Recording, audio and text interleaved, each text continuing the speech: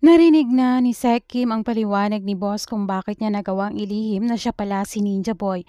Pero si Kim ay medyo emotional pa nang malaman dahil 9 years ding itinago sa kanya. Nalaman din ng pamilya ni Kim kaya naiinis ang ate niya kay boss at sinabing sinungaling talaga ito. Sinabi pa ng papa ni Kim na wag na silang magkita pa ni Brandon para hindi na siya nasasaktan.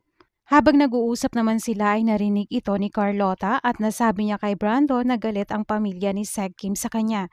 Nagpaliwanag naman itong si boss sa ate ni Kim at humingi ng sorry. Kaya natanong niya kung ano ang pwede niyang gawin para makabawi kay Kim at gagawin niya yon. Suggest naman ni Kla na mag-prepare ng comfort food para kay Kim. Kaya para mas makabawi naman si boss kay Kim ay nag-effort siya na magluto ng comfort food ni Kim habang nagpapatulong naman siya sa kanyang ina. Nakita naman ni Felix ang effort na ginagawa ni boss na nagluluto ito ng food para sa kanyang anak. Kinausap din ni Felix itong si Carlota at sinabi niyang hindi makakabuti kay Kim dahil nasasaktan ito.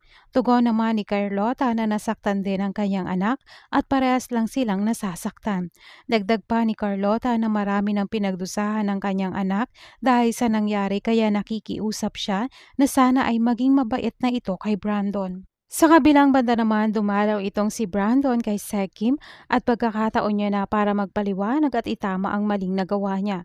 Natanong siya ni Kim na bakit nagsinungaling ito at nagpanggap na siya si Ninja Boy at sinabi pa niya na pinagkaisahan siya ng magkapatid. Tugon naman ni Cyrus na nagsimula ang lahat dahil sa kanya at siya ang may kasalanan.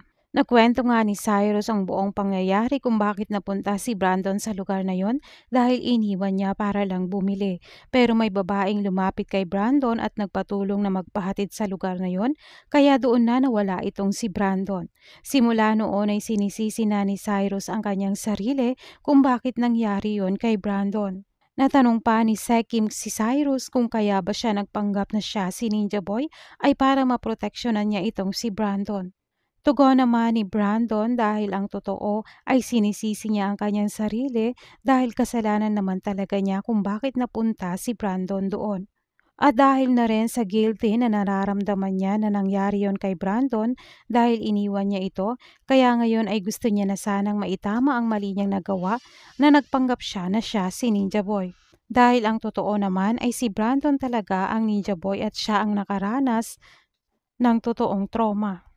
Dahil narinig na ni Kim ang paliwanag ni Cyrus, mas naiintindihan niya na kung bakit yon nagawa ni boss na ilihim sa kanya.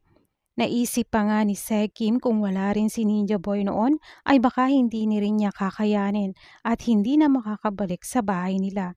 Kaya nga magkakabati na ang dalawa lalo na't may hinandang food si boss para sa kanya.